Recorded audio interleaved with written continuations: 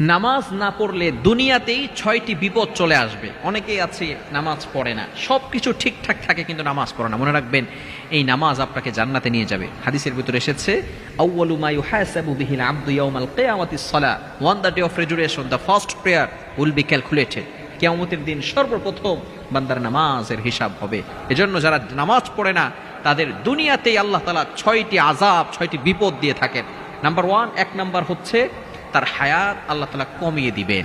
Number 2, দ্বিতীয় number, বিপদ চলে আসবে, আল্লাহ পাক রব্বুল আলামিন তার জীবন থেকে বারাকা উঠিয়ে নেবেন। তৃতীয় নাম্বার হচ্ছে চেহারার সৌন্দর্য, বিউটি নষ্ট করে দিবেন। চতুর্থ নাম্বার হচ্ছে কোনো দোয়া তাদের কবুল হবে না। 5 নাম্বার হচ্ছে রহমতের যত ফেরেশতা আছে সকল ফেরেশতা তার থেকে দূরে সরে যাবে। এবং 6 নাম্বার হচ্ছে সকল নেকি আল্লাহ পাক রব্বুল আলামিন বরবাদ করে দিবেন। আল্লাহ তাআলা আমাদের সকলকে বুঝার তৌফিক দান